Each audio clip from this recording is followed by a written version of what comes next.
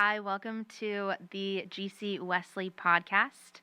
I am here today with Nick Harper, Associate Pastor at Second Beulah Baptist Church in Milledgeville. Welcome back, Nick. Good to be back. Good to be back. And you're not just an Associate Pastor. Right. You are also tell the people. Oh, gotcha. Well, like she said, I'm Nick Harper, and I am Associate Pastor at Second Beulah Baptist Church, but I'm also part of the counseling team at a local school here in Milledgeville. Yes, awesome.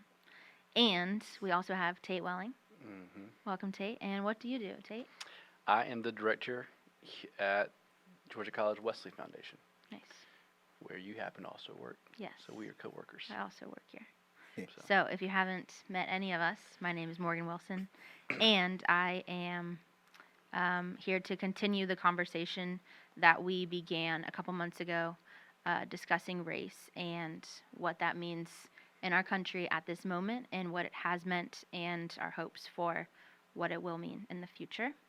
And we kind of felt like last episode that was like a great foundation to lay down, but that there was still a lot to be discussed. And so we're here to continue the conversation today, and we're excited to be back and excited to dive in to what today's conversation holds.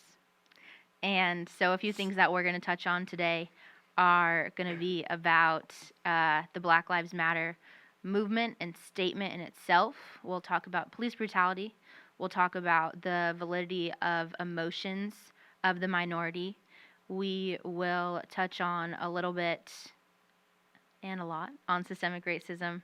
And we're also going to talk about that kingdom mindset, which we talked about in the previous episode, but we're going to dive in a little bit deeper into that. So let's kick off with, last episode we ended on the kingdom mindset. So what if we just started with it this episode? Awesome. So we can kind of position our hearts and our minds to what the Lord is saying about race and what he thinks of racism. Mm-hmm. So how do we feel like we can recognize the prejudices in our own hearts and kind of look at those roots of racism? How do we feel like that's something where we can maybe just become more aware of and ask the Lord for any sort of awareness and opportunity for growth within that? So whoever wants to begin the conversation can go for it. Go ahead, Tate. All right. Start with Tater. I think it's the topic of race is a very, I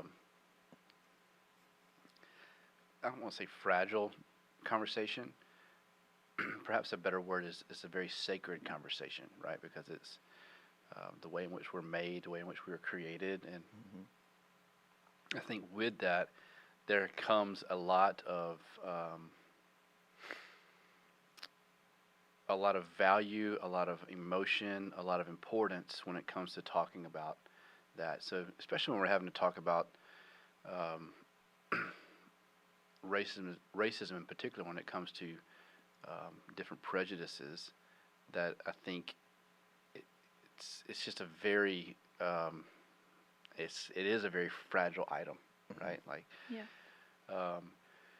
And my hope is, I think we're in a moment right now in our nation where we are hearing about it a lot, and I think in a good way and in a necessary way, but perhaps also in a sense like we do in our country. When you begin to hear about something so much, at some point we kind of begin to tire of hearing from it, right? And the same way, like, styles and trends will come and go, and we've seen enough skinny jeans over the years, and now we've transitioned into people are wearing looser jeans, right? We've Bell bottoms, right? And sometimes we'll do that with our conversation. But what I'm hoping, as we're hearing a lot about it right now, is that we won't just say, "Man, I can't hear about this again," but we will at least say, we'll at least as a society learn how to have more and more of that conversation.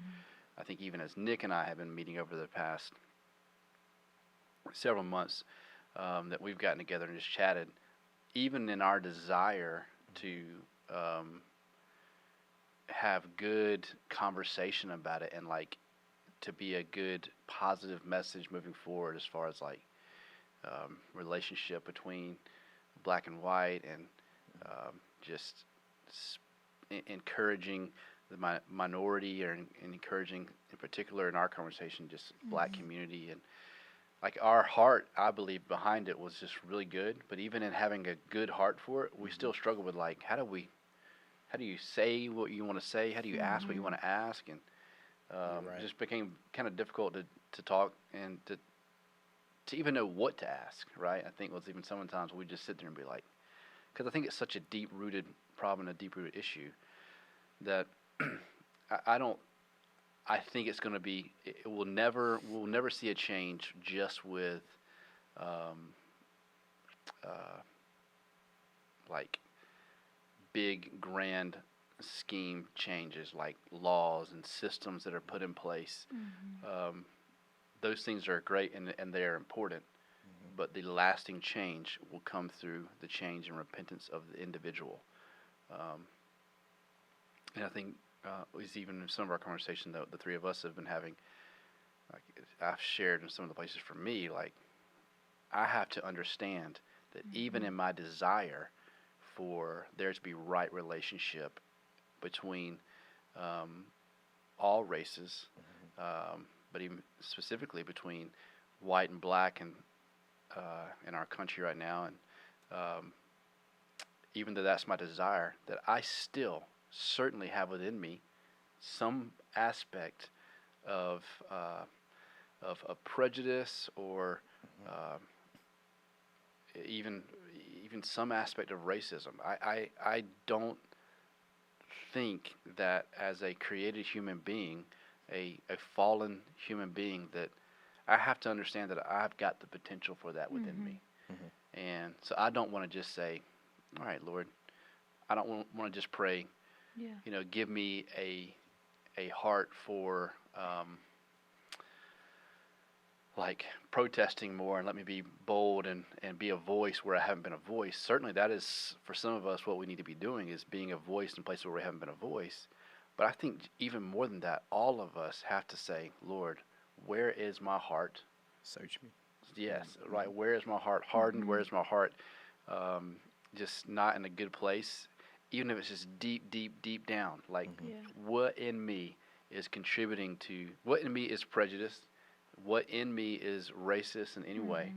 And not just assume, right? I think that's a big thing. And that's obviously I'm speaking that in particular to other white people like myself. And I'm generally speaking that to myself more than I'm speaking to it to anyone else, the biggest racists in the world. It's very important that we all be willing to do that and moving forward, and but especially as Christians and believers, that we're just regularly willing to ask that question. Right. And not asking it only when we feel like we have to because of the pressure. But like you said, just regularly asking that question and not letting your confession of where your heart lies in regards to your own race, in regards to what you think about other races, but continuing to press into that is something, the work that we have to commit to. You're right. Yeah.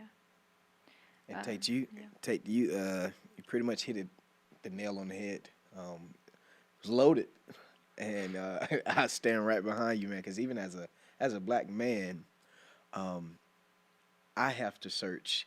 Although this conversation is geared around race and systemic racism, there's still a fine line that me as a black man have to realize that although I want people to hear, or although we as a race want people to understand the disadvantages, there's still opportunity where we see that we may have those same prejudice, or that can easily go from being racist, or we're thinking too much on the race, where it ends up to where we don't recognize the prejudice that we have towards a specific narrative or situation or the story that we tell. So it's just like you said, just God, search me. Absolutely. Search me and know me, and just know that all the things, like you said earlier, the scars that I've allowed to be bruised with over my heart, God heal those places, so that people could see the one true thing that all of us have in common, no matter the race, no matter the culture, and that's the heart. Yeah. The heart for the love of God, and the heart for just the people of God. So I appreciate that. And that's what I kind of get from that whole prejudice versus racism thing, and that fine line, and still wrapping it under the umbrella of just the kingdom thinking and being kingdom mindedness. So Yeah, absolutely. yeah. Right, and even recognizing in that, like, if there are any prejudices that you have against your own race. Exactly. Whether it's, if you see or hear anything that is something that you wouldn't say or think yourself, and then you're like, oh gosh. And I think we all deal with that. For sure, yeah. Just within ourselves. For sure. So that's one of those instances where you say, okay, God, I know I'm thinking this way, but let me draw acknowledgement to okay, I understand that thinking is a form of prejudice. So God heal me in that area. No, I think whoever thinks that way. Yeah. To think, man, I'm even prejudiced to my own people that look like me, and I'm sure, absolutely, and in so many ways. And I think that it's interesting how we talk about the sin of racism compared to other sins in the church, right? Like, it's like, it's very hard for us to, as human beings, to confess our sin, to confess places where we're wrong, where we've messed up, and but it's almost like when it comes to racism, and again, I'm not talking about the simple thought of, and this is one, even me myself, I've confessed to this, like, Lord, I feel like I've been quiet in places where I don't need to be, where I shouldn't have been quiet. That's good. That's been a great, I think that's been a great realization that many people have had, but it's also been the pretty common one, when what I'm also thinking in my head is like, what are the parts of me that are like, man, I did get, like, is there any part of me that thinks differently of Nick because he is black, right? Like, even if it's subconsciously that I'm thinking this. And it's those areas where, if those are the ways that we're feeling, like, that we need to be able to confess that. Right. You know, like, that is the beginning of repentance, is making those things known. Like, this is where my heart is. But I don't feel like I think a lot of times when it comes to race, especially if our heart is for people, I think a lot of times we underestimate our ability to think poorly of others, right? Even when we have the best intention. Right. And it just, I don't know. I don't ever see us, like, I pray for people all the time. And I'll hardly ever pray for people that are like, hey, I just need you to pray for me. I'm real prejudiced. Or I'm real racist. Yeah. And all the time it's like, hey, I'm dealing with sexual sin. I'm dealing with lust, or I'm dealing with laziness, or greed, or whatever. But it's never, hey, you need to pray for me because I'm racist.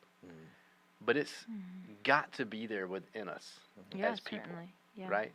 And some, like, even if it's a little bit, and I wish that we were as tenacious about that area of our heart, about protecting the way we think about other human beings, as we are about other things around like us. your own personal Yes. sin struggle. Right. Yeah. That's good. It is good. I feel like that'll make you think too, Yeah. especially because like you were saying earlier, Tate, like race it can be so simple in the sense of like it reflects the Lord's character and it reflects like who he is and how he thinks about us, and it's so often like, well, it's just maybe not a major area of confession. Yeah. And like with that confession sparks forgiveness and freedom. So that's like, where are our blind spots in this? Yeah. And where are we choosing to like look the other way? Yeah. So yeah, that'll get you. Yeah, it'll get you thinking, and Yeah. then it'll get you to the point too where you're questioning yourself. Okay, am I being hard? And then you got to that side of the dynamic where you question yourself: am I being too hard on myself for trying to locate or find these prejudices that reside within me? Am I being too critical? But then we get to a point where we bask in where he said we don't have to be anxious for nothing, and we don't need to be overwhelmed with anything. If you just flow and you just carry yourself with the love of what he already has for you, or what God already has prepared for you, and what God is already doing through you, then that's the righteousness that God is trying to get you back towards. Right. That's what God is trying to get you to operate within. Yeah. So when you do have those questions, you won't doubt that blinding eye or anything. You automatically go to where, okay, God, yeah, I'm struggling there. Where that sin is not as underestimated as the or obvious, or obvious to the Yeah. next. So, Yeah. Right. yeah, that question had you thinking a little bit. Yeah. Okay, so how do we feel like because one area where we were talking about is just so often we wrongly assume, whether we wrongly assume someone's intentions or someone's actions, or even just, we wrongly just assume about who someone is. And I want us to talk a little bit about like, A, how we can assume the best, and B, people that welcome any sort of conversation and anything that is like just being non-judgmental of like if someone does come to you and say something and in your own flesh you're probably like shocked. But then also you're like, well, you have the bravery to say that about that person. But okay, so what I want to talk about is A, assuming the best, and B, how we can like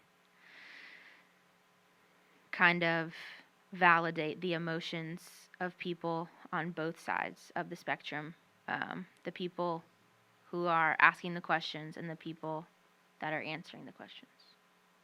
So And when you, just for clarity's sake, when you say the questions, like what questions do you have in like, mind? okay, so I'm thinking about particular, like if someone is questions of ignorance, probably. Okay. That may seem like ignorance.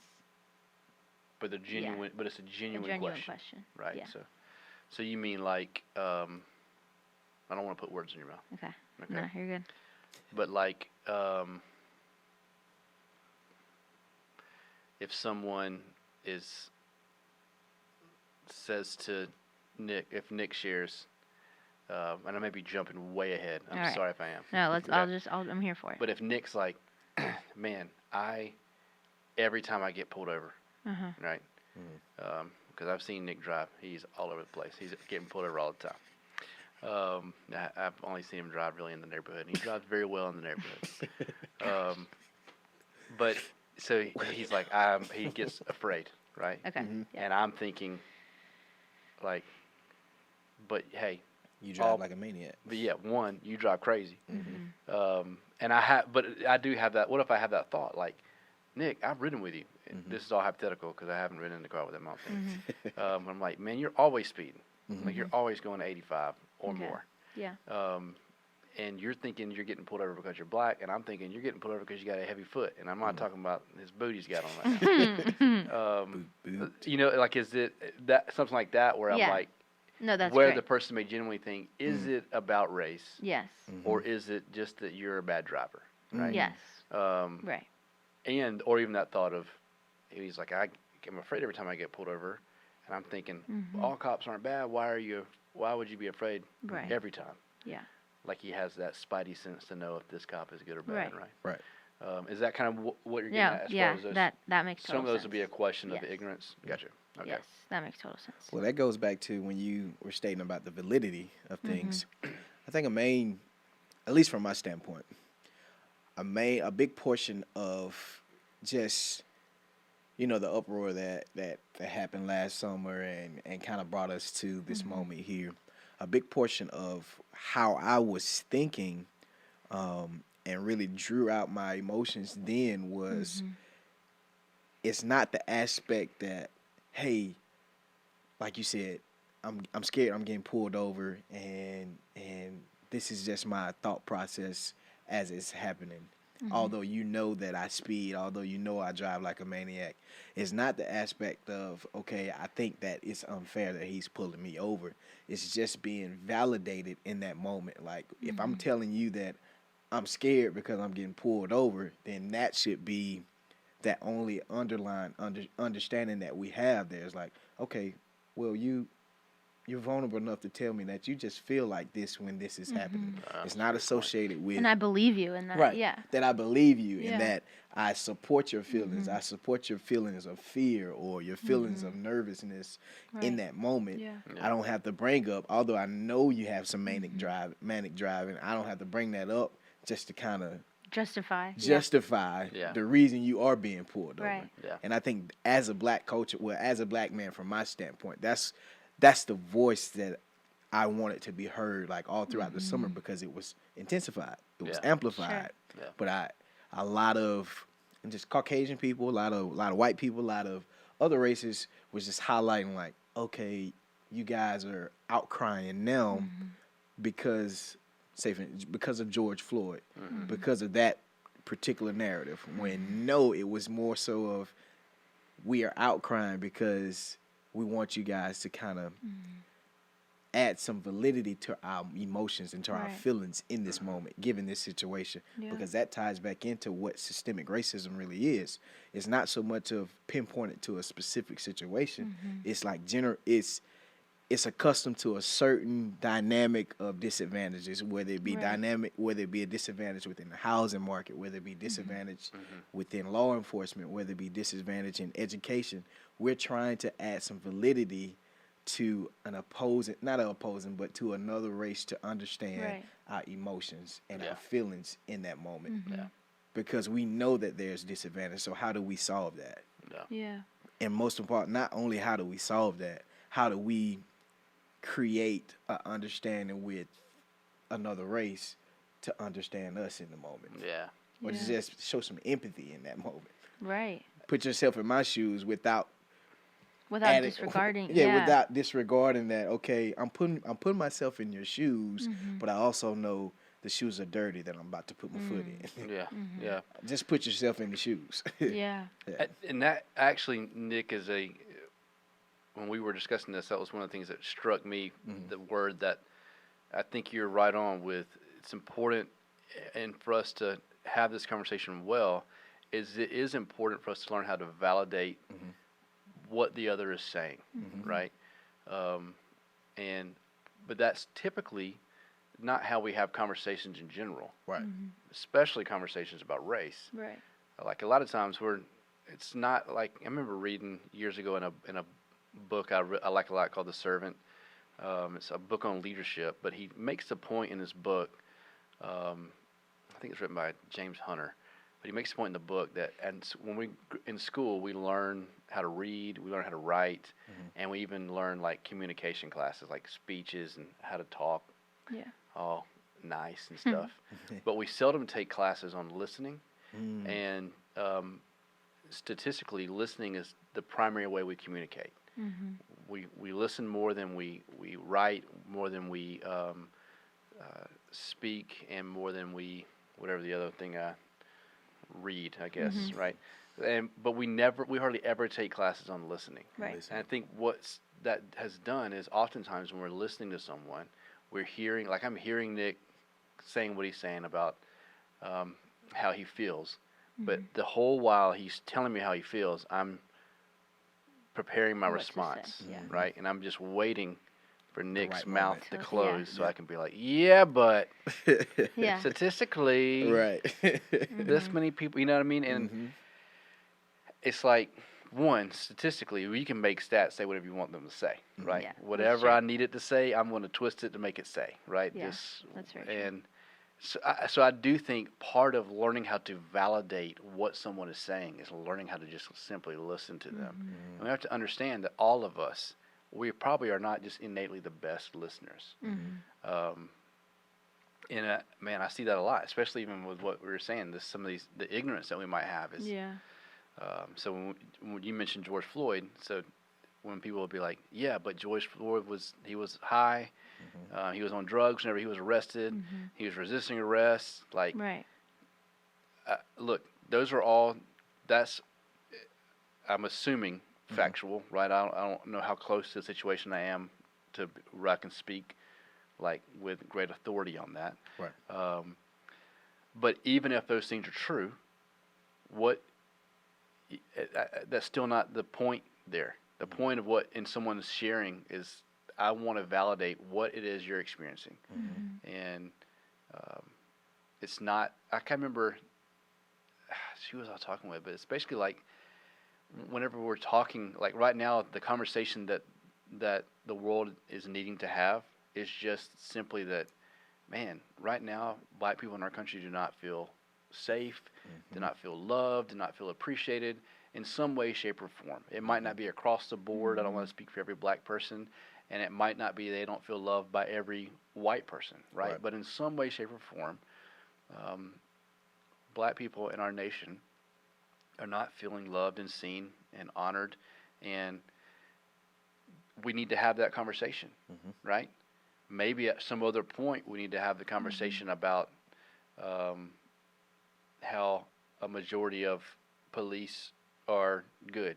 But right now, what we need to have is this. It's like almost there's two different conversations, Right. and Happening people at are once. wanting to have them at Them the all same time. Yeah. When really and truly we need to validate the other by saying, all right, Nick, you tell me, Right. man, what it is you're thinking and feeling. And so I thought that was a great point that you were making when we were discussing that. I just think that's key to. Mm-hmm. Right. And even if when the people that are making ignorant comments are making ignorant comments, they don't know that they're being ignorant in that situation. Right. Because obviously people like to think they're right, you know? Yes. And so I think I for sure can be quick to judge and be like, no, that's just blatantly wrong. Like, you don't know what you're talking about. Like, you don't know any of the heart behind it. And so I feel like that's just an area where is also room for grace and growth, to be able to be like, all right, let me try to understand why you think that and where that came from. As challenging as it is for the person like me who thinks that they're in the wrong and I'm in the right, you know, like who's to say? Oh yeah. Who's to say that? So. And I even think our ability to respond well, even to moments like that, is pretty important to us moving forward as a country and having conversations well. Right? So whenever someone may have that question that we deem as ignorant, that we are patient with that. Yeah. And we're like, look, I see your concern there. And like, I don't know that we know how to respond well yet to that, you know. Right. And man, that's for all parties involved. That's why I think back to that very first statement, that we look inward and we're like, Lord, where am I making this wheel squeaky, Right. and not in a good way squeaky, but like, where am I adding to the chaos? Where am I adding to the hurt and to the pain? Sure.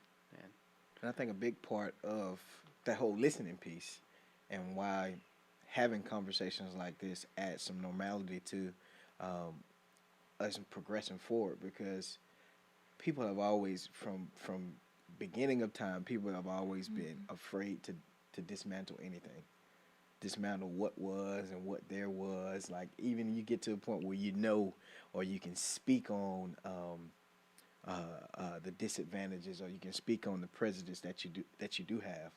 Us as human beings, we automatically kick into that point where there's some resistance in trying to dismantle a certain way that was, Right. before my thought process got to a point where, you know what, I know this is wrong. I acknowledge that it's wrong. Yeah. But I'm not going to speak on it, or I'm not going to even push forward with trying to change it, because we're all kind of resistant to dismantling anything. Yeah. Right. And it can even also be so just run so deep, and like just be such a large system where you're like either scared to even think about what that would look like to start That that overwhelmness over kicks new. in. Yeah, start that fresh. Yeah. Yeah. I feel like, even I was thinking about, like, on the Super Bowl last night, there was a commercial, and it said, I don't know if you guys saw it, it was about the NFL talking about systemic racism. Did you guys see it? Or maybe. But there was this one thing that flashed across the screen that said, also I didn't watch the whole Super Bowl, so I can't act like I'm a big fan. I Cannot couldn't believe this. Yeah, I don't. We turned it off. Morgan. We turned it off maybe in the third quarter. The Chiefs won. Okay, I did not know that. They did not. Okay, They you lost. could have told me that. I would have believed you. I had no idea. I love that response. Oh, I didn't know that. Yeah, they didn't. They actually lost. See, I told you. I don't know. Okay, but so the NFL put up a statement across the screen, like, NFL is donating $250 million to end systemic racism. And in my head, I'm like, well, where's that money going? Like, how? In what capacity? Yeah, like, how is this? I mean, that's so much money and so helpful. And probably if I did some research, I could figure out where that was headed. Yeah. But I don't know. And see, that's how conversations like this should be started, at the crux of, okay, you hear that 250 million is going here, and that was a big issue with the whole Black Lives Matter movement too, from the black point of view as well as a white point of view. Okay, people are raising money, people are doing all this, but where is it going to? Right. We just want to ask the question, want to know where is it going. Just like you saw the 250 mil last night, you instantly got the question. Okay, well, where's it going? Where's it going? How are you guys starting this? How are you guys implementing I would like to it? be involved, Yeah. but see, that opens up conversations, spaces for conversations like this. Okay, so I heard they're giving 250 mil to end systemic racism. Right. At what point or what area do you feel like systemic racism exists? Yeah. And that's when you open up the space where Right. you say, okay, can you define systemic racism for me? And anyone can write a check. Right, You know? right, exactly. So then you go back to, okay, now that I know what systemic racism is and what money is going to be allocated towards it, so how is it happening in the housing market? Let me research a little bit how in that particular dynamic, how are the black people being a disservice, or how are they being disadvantaged in that moment? Right. And then that opens up a whole nother kit and caboodle. Right. That's how my seventh grade teacher used to say, like a can of worms. He said that opens up a whole nother kit and caboodle. And see, that what brings on that overwhelmness where people are like, you know what? I saw that before I even asked the question, where's the 250 mil going? So let me just back out of it. I don't want to ask any of that. Let me just keep to myself. Mind my business. Yeah. Right. I'd be interested in your thoughts on this, Nick, but even just thinking, so if the NFL is spending $250 million towards systemic racism. There are going to be people who are like, man, that's a waste of money, because they may think, like, in their mind, and I mean this genuinely. Like, I don't think the person that's thinking this is necessarily just racist, but they may think, I don't see systemic racism, right? And so they're thinking, this is a waste of money. And matter of fact, they may think that racism is a problem, and that money should be put towards it, right? But they would just simply put the money in a different way, Elsewhere, in a different place. So for the person that would say, man, Nick, I'm having a hard time making sense of systemic racism. Like, I don't see that as a thing. I don't see that as the way in which we should approach fighting and battling against racism. What's your thought there? To the person that is asking the question? Yeah, because I'll hear that sometimes is, man, I don't even think systemic racism is a thing. And I'd love to hear your thought on that. Well, I would refute back. I said it is a thing. But no, this you state that, and you kind of respond back with just facts, and I would respond back with a lot of just experiences that I grew up with, and some of them were as simple as you can break it down to that person that you're speaking to. Say, hey, I grew up here, you grew up there. That's the perfect example of how I was in a disadvantaged point than you were. Gotcha. And when it speaks on law enforcement, hey, when you're stopped, you're doing good. You think you've been driving well. You know you've had your license for 17 years. Your thought process is just pull over, and we're good. But as a black man, when I see blue lights, thought process just the fact that, and I know I've had my driver's license for umpteenth years. Yeah. Speeding tickets, but that's neither here nor there. Yeah. But my thought process to instantly go to, oh man, I'm black in this situation. Yeah. Which that automatically there gives you a breakdown of, okay, there's some systemic racism issues in this avenue, because I've seen, my history tells me that because I'm black, I'm looked at different at a traffic stop. Yeah. Because I'm black, there's a understood underlined theme of, okay, there may be some deviance within them because of other black people that I've come encounter with. Yeah. Or because I'm black, I don't deserve to, or I can't get a loan to live on that side of town because of maybe the underlying theme of, okay, black people not taking care of certain things, or them just not meshing well, whether it's from a personality standpoint or whatnot. So to that question, I would just rebuttal back with just facts, hard facts, simple data, to show them that it does exist. Yeah. To show them the disadvantage that we as black people do experience, and just even through just the history, in the history books that you read as well. Yeah. Just from that point alone. Right. Gotcha. I think there was one poet that says all we're asking when it comes to this systemic racism piece is that we be treated. It was to the standpoint of, all we're asking is to be treated as such that you guys wrote in the Constitution. We're just asking. We're not asking for anything different. We're not, black people are not requiring anything. We're just asking to be treated as you wrote in the Constitution as a person in this country. That's it. Yeah. So. Right. And like what you said at the beginning, Nick, like your experience is your experience. Right. And going back to that validation, to have someone look at you and say systemic racism is not real, when you can tell them that it is. And it's in those systems, and it's in the banks where there's systemic racism. Like it's in the system itself, and it's not like, it can be hard to pinpoint because it's in the system. It's embedded in there. It's embedded in the system. And so Right. Just because your experience is what it was doesn't mean that someone else's, either way, is false or true. You know what I Right. mean? Like their experience is your experience. And that's where the listening and, like you said, that Yeah. adding Exactly. the validation to Mm-hmm. the piece that will kind of begin the shift of understanding. Like, you know what?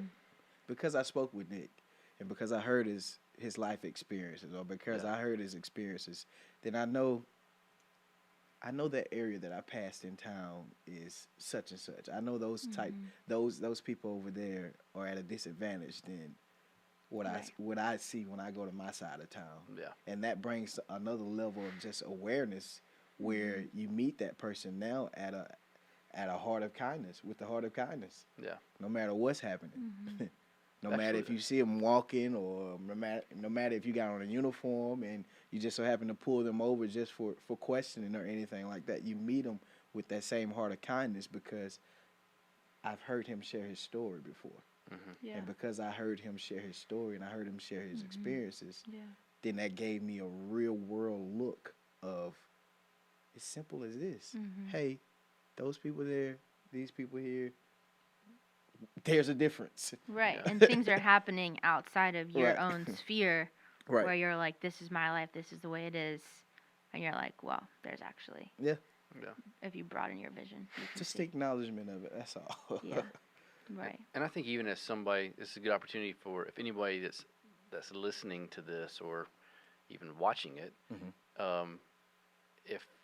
if you are still thinking like, yeah, I hear what Nick's saying, but I'm still systemic racism is just something hard for me to imagine or grasp or understand or even believe in. Like, this is a good opportunity to practice just what you're saying, validating or validating your feelings and your thoughts on that topic, and recognizing, not just looking to have a rebuttal, but just be like, okay, I hear what Nick is saying, and even if that individual needs to go, and I'm saying this from a place of, I believe in and see systemic racism, but I'm saying it from a place of, like, I want us to tangibly practice hearing someone say where they're struggling, where their hurt is, and even if we disagree there, to be able to hear them and walk alongside them, right? Yep.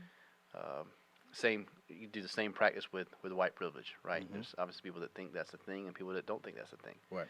And I want to be able to hear, for the person that doesn't think that's a thing, I want to be able to hear, so tell me, why do you think that's not a thing? And hear that and not look to where I have to, I want to, right, even in that feeling and that emotion, that I want to validate where they're coming from, of like, they're a human being, this is where they are. And not to shut them down Yes.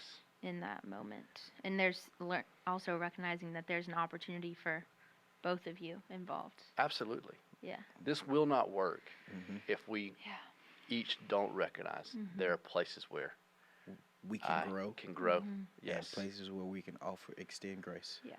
Exactly. Exactly. Right. Yeah. Where we can grow and extend grace. And be learned. That's what my grandma used to say. Don't learn yourself. And be learned. Learn. She has said about Nick a lot. Nick needs to be learned. He needs to be learned. I'm worried about Nick. Yeah. Okay, we kind of touched on this, but not specifically. Right. Like, so we talked about, like, these statements of where we feel one way or something. And not even saying, like, we as a collective, just your own personal thought believes that it's wrong. But, like, what do we say to people, or how do we approach people that, like, will... I'm trying to, like, specifically on, like, people that are talking the all lives matter, the, like, not all police are bad, like, and what you were kind of saying is we approach it with listening ears and, but is there any, like, other extra thoughts that you have, or Just to piggyback off of what we've already Right. said, just being able to offer that space Mhm. or to know that that's a space where coming out of it, Mhm. we both can extend grace and Yeah. we both can grow from. Yeah. When it comes to the whole aspect of all lives matter, that was a big deal a couple months ago. Where it's not just Black Lives Matter. It's still a big deal. I would say a couple months ago, still Yeah. present an issue. It's not so much Black lives matter, but all lives matter. Sure. Not saying that all lives doesn't matter. It's just in this specific time, in this specific space where there has been opportunity for us to finally feel validated or for people to finally hear our emotions. We want the world to know or we want the people to know that hey, this is why we matter. This is why this is why Black people say we have to matter. Yeah. Right. Because I think Black Lives Matter is up under the cuffs of all lives matter anyway, but at the same time, for this specific purpose, because we're dealing with a specific system, we're acknowledging a specific area where we realize these systems have placed us in a disadvantaged point of view. We want to scream, Right. hey, we matter. Mm-hmm. We matter. And even on the police side, when it says all police are not bad, that ties into that listening, that ties into that validation. Like, we know all police aren't bad. But at this point, since this is a system of this systemic racism where we feel we've been disadvantaged under the law enforcement umbrella, we want to say in this moment that, okay, we don't care about all police not being bad. We care about these instances where, yet again, we're disadvantaged, and we're disadvantaged at the cusp of a policeman that is quote unquote bad or who made a decision in this moment Right. that led to the loss of life. Yeah. That further proved that okay, lost his life because when you first stopped him, because I'm Black. I know that there may be some deviance that's in them because of my experience or because of what I've dealt with in the past or because of what history tells me. Yeah. That's all it is. Yeah. I don't know if that was just a roundabout the way, but I tried to kind of No, put it in some type of no, you totally like touched on lane. it. Yeah. Yeah, you were clear in the sense of like this is how we Right. feel. Yeah. And it's almost like pay attention. Like, and if you're not paying attention, what's up? To come join the attention. It's pretty much knock, knock, Come knock. join the Hey, attention. knock, knock, knock. Yeah. Yeah. Right. I think again, that heart behind the statement of all lives matter that's a very true thing. And my assumption is for most people, even in the heart behind saying Black lives matter, there's that underlying belief that all lives matter. Yeah. And what's simply being said is because I believe all lives matter, it seems like right now within all those lives, one area that we're not doing a good job in operating Black. is with Black lives in particular. Yeah. Right? So it's almost like we're taking this big picture and zooming in. Where's Waldo? We're finding Waldo. Yes, we're finding Waldo. That's great. Great word picture. And so I think it kind of even goes back to the whole thought earlier of, yes, all lives do matter. The conversation that this individual is wanting to have right now is about Black lives. Yeah. Right? But we will want to make that conversation, yes, but what about? And it's like, yeah, I hear that. I hear what you're saying with all lives matter. And even from that, I want us to be able to trust that heart behind that person, right? I can't speak for every person that says all lives matter, that they are this or that, but I think, and I'm just choosing to believe that the genuine thought behind that is good and right. But I also think it's very equal in the sense of like the heart behind the Black Lives Matter is that yes, I agree. All lives do matter. Right now, I'm choosing to focus on this area, and we have to be okay to focus in on those areas, especially if it's an area where I feel like, man, we're leaking oil, we're leaking water here. We need to plug this hole. Yeah. And or this whole ship is going to go down, right? Yeah, and All repair the it. lives are Yeah. going to go down. We need to focus on this one area, and obviously this has been an area It's for a our deep country. rooted hole. Exactly. That's been Right. It's deeper than we could have ever imagined. It's a big hole. It's a big hole, and that's why people We're gonna need stray a bigger away boat. from it. Right. Yeah. We're But trying to seal it. We say Yeah. that. so there has been. Anyway, yeah, I think that's great. I'm sorry, I was about to just continue to kick that horse. Yes. Exactly. Yeah. Okay, so we're saying that we also wanted to talk about like fears around police brutality and things that are true about police brutality. And so I mean, yeah, I feel like I don't even honestly know where to begin with that. Well, I'll just tell. Yeah. I'll just speak on or I'll offer a piece or space of vulnerability in this moment where I'm from Millersville, Sparta, Millersville area. Growing up, if you caught the last podcast, the majority of my life were that area where your learned morals come in and just your moral compass is created. It was through that area of me coming to Millersville and attending a prep school and like learning the different dynamics and being able to maneuver amongst cultures and know how to flip the switch, so to speak. So I never had one bad occurrence with police. But in that same breath, I can also say that at every occurrence that I have with the police, the thought process that innately come to my head is just like, fear. But that's only because of that disadvantage that I don't even know that I hadn't even known I had, because I never had the experience till I got older and started seeing some of my peers, hearing the stories of their interactions, and I'm saying like, well, you know what? Yeah, let me go back in history a little bit. Okay, of course. Wow, this has been happening long enough, and it's kind of like we're kind of born into it. Where I guarantee you, when my nephews get of age of driving and everything, even if they hadn't been around, if their ears been closed for the last year or so with this whole movement and what's been going on, I guarantee you when they're pulled over, that natural instinct of fear will kick in. Right. Because that's what I get. And that's what many of black people get. Yeah.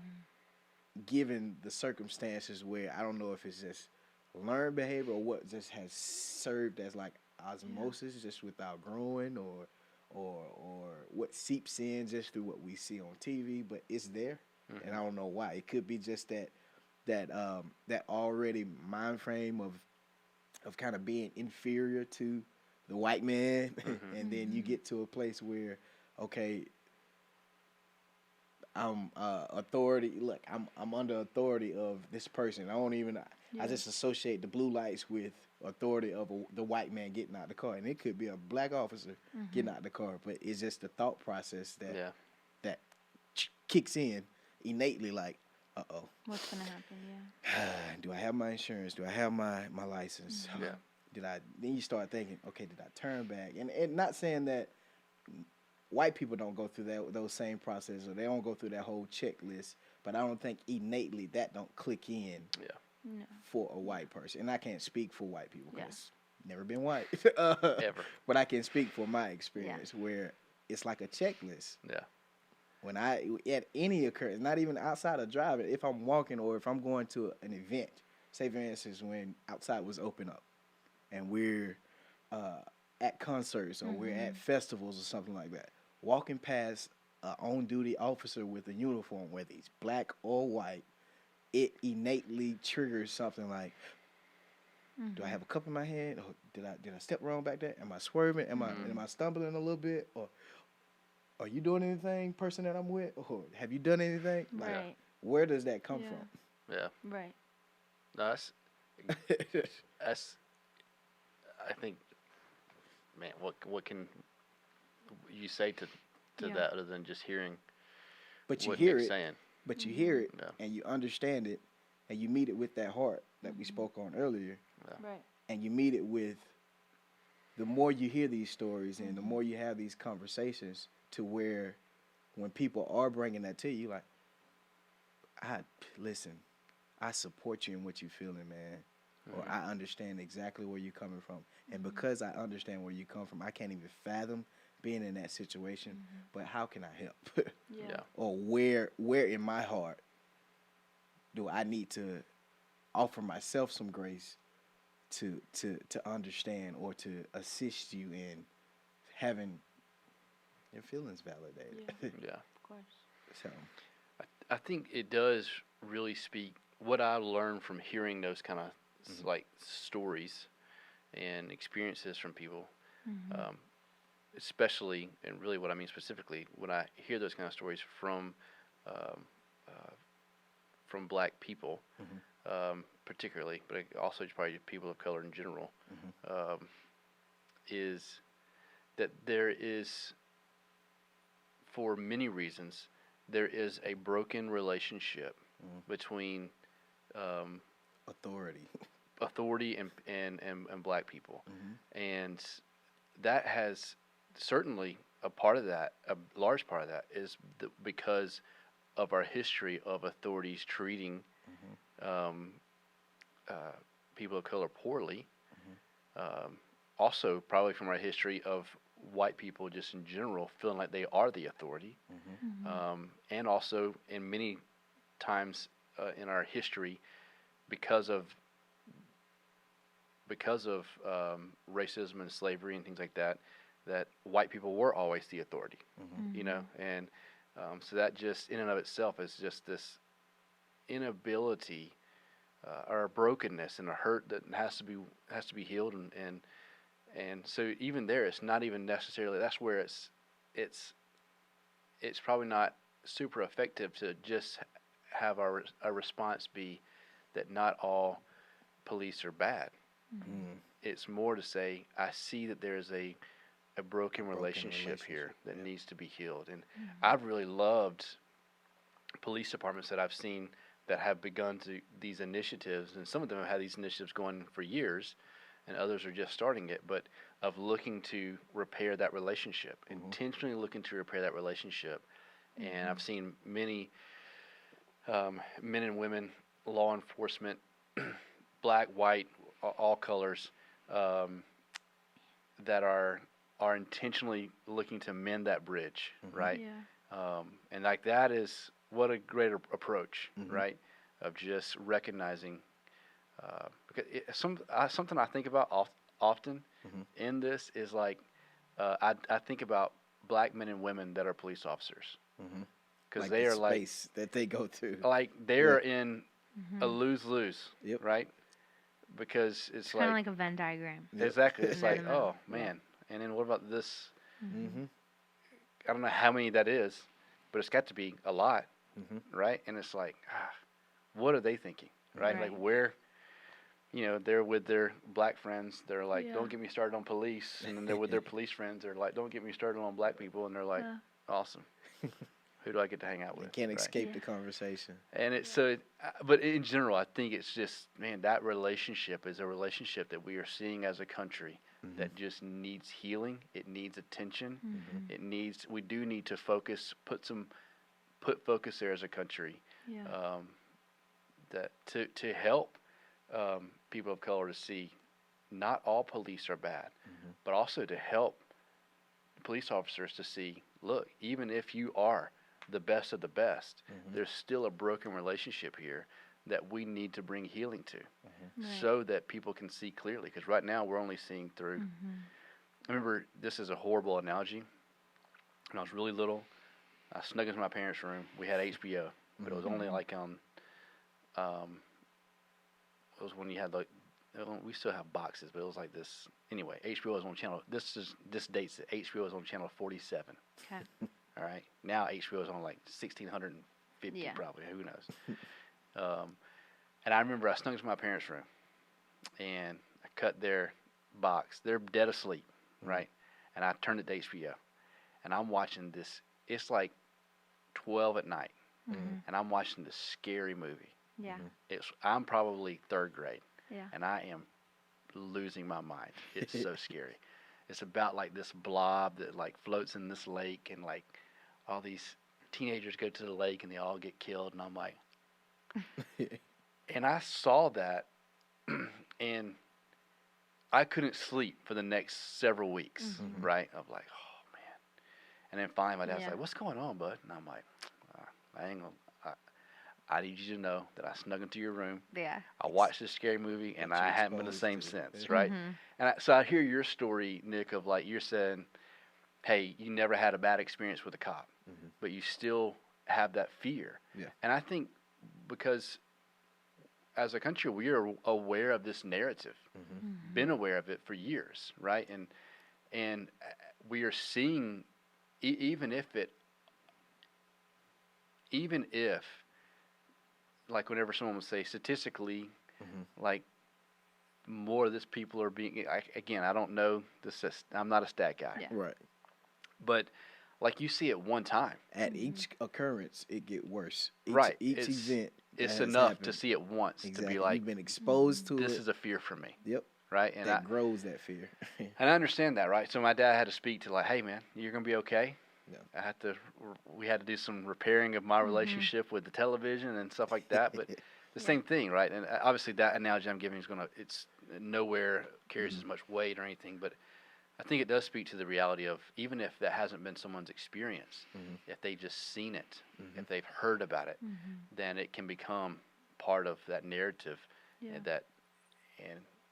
So I do think it's at some point, just as much as we're acknowledging the fear, that we also begin to speak some life into the relationship between. And with just the past, I think with this past decade where we've really been seeing it, where social media has amplified it for us to see and exposes us, it only grows it to that certain extent where like, oh man, I saw this again. Yeah, exactly. Fear grow. I saw this again. Right. Fear grow till finally the lid has toppled. Yeah. And it comes at the cusp of a narrative of maybe one event, but it's not all from that one event. It's saying like, look, boom, this is what we've been trying to tell y'all all along, and this is why. Guess what? When you stop me, say for instance, George Floyd happened such and such. If you stop me 2 days after that, I guarantee you that I could be the most law-abiding citizen ever. I could be on the mayor board. I could be the chief of the police department. Yeah. But because I saw blue lights and because of what I was exposed to, it further exposes that broken relationship between authoritativeness and the black man. And see, that's my thought process behind police brutality. And how I feel as a black man when that conversation comes up, of the concern with, okay, how do I feel, or how do I attribute what's been going on, and how do I feel, And how it affects you personally. how it affects me. So Yeah. Wow. Well, is there any final closing thoughts that either of you want to finish up our segment on? Man, I think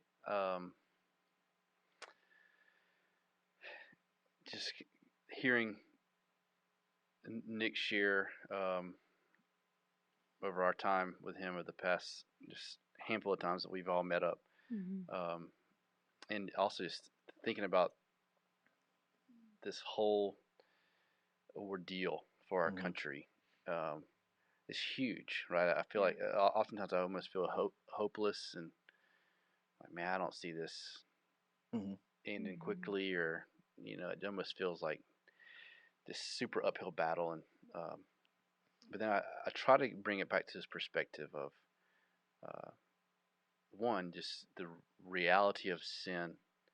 Um, it is it has real consequences, real effects, Yeah. Mhm.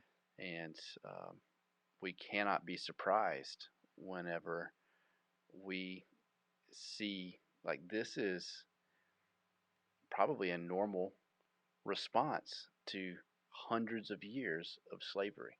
Mhm. Like this is basically what you get Mhm. Mhm. is a it's people, white, black, all races, right, that are having a hard time Mhm. Mhm. trusting each other, loving each other. Yeah. Mhm. Um, it's sin has consequence, Yeah. Mhm. and I think in conversation recently with um, different pastors and uh, church leaders about revival, and particularly revival on the college campus, but really just revival in our nation. Mhm. In all honesty, revival in our world. And one of the things that we were talking about is we can't make revival, right? Only God can make revival. Mhm. Only God can bring revival. But we can pray for revival, and we can also remove what I would say is like impediments to revival, right? Mm. So obviously, like our sin, a life of sin, and just um, godlessness, right? It's going to be those going to be things that are resistant to revival, Yeah. and so I think one of the things that the Lord is revealing to His creation, Mhm. to us as people, is that we have a further to go than we thought in Mhm. Mm. regards to race, Mm. in regards to racism. Mhm. And I think it's something that He really wants to deal with and something that He wants to minister to. Mhm. So it's come to the surface, not as if it's ever left, but it's just kind of really been brought to the surface of our society again. And I'm hopeful Mhm. that we will allow the Lord to minister to each of our hearts individually. And I think this is something that He's wanting to deal with because I am hoping and praying for a, a next great awakening, Mhm. right? And I'm hoping and believing that as He's dealing with and ministering to the wounds of racism, that's leading to this Great. next Yeah. Wow. big movement of God. Um, and uh, so as we are like get tired of, if people are like, man, I'm tired of talking about race, or Mm. I'm tired of seeing this or that on the news, and I get it. I Mhm. get how at times, like, man, I'm tired of hearing about the pandemic, Mhm. Mhm. but But it's still there. it's still there, Yeah. Mhm. correct. And I'm glad doctors are still working for vaccines and that kind of stuff. And same thing for racism. Like there are times where I'm like, man, I know even Nick and I have talked about like we don't Yeah. always just want to talk about race. Yeah. Like we want to talk about God Right. and the kingdom, and we want Mhm. to talk about just life in general. Like Yeah. Exactly. how is Nick as a person, Yeah. right? Yeah. And but we do have to put in that work and the effort. Mhm. Um, and I believe it starts with Yeah. us internally. Right. Mm. But hopefully, my hope and prayer Mhm. is as we begin to, um, the Lord begins to deal with the issue and the Yeah. sin of racism in our country, and digging up the roots that have been established because of that sin, that and we'll be moving from out of racism into revival. Yeah. So Mm. Well, that's awesome. Yeah. Yeah. Is there anything? That's Nick, you good, want? man. Hey, that's good. It's a good. It's a good ending point. Yeah. Yeah.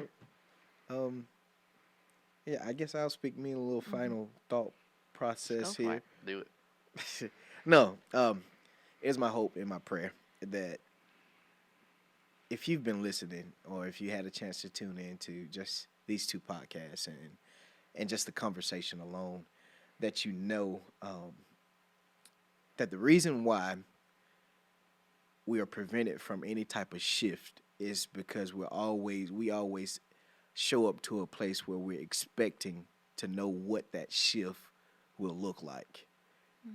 When we consider this ordeal and we consider the space and we consider the climate and where we are now as a world, as a people, we have to let loose any expectations of what we think is going to be the resolution to this.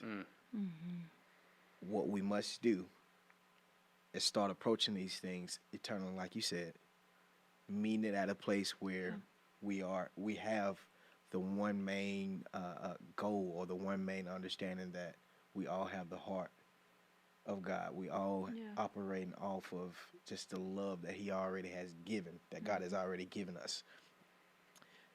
But meeting in at that place and knowing that the chains begin to break for these barriers at the start of conversations like this. So when you think of this whole racism piece, when you think of different cultural standpoints, when you think of searching our hearts to find where what we lack, and where we can have that space, or where we can have opportunity for growth and grace, then just start from the cusp of, you know what? If I don't understand that God is already doing a good work in me, and that He's already doing a good work in this whole ordeal, then anything that comes after that filters by the wayside.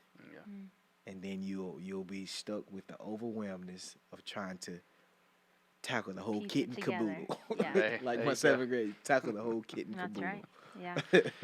So there we have it. That's I good mean, word. I love it. I Right. want to. I'm thankful. I'm grateful for the space, Yeah. for the opportunity to converse with such great people, and for the people to hear.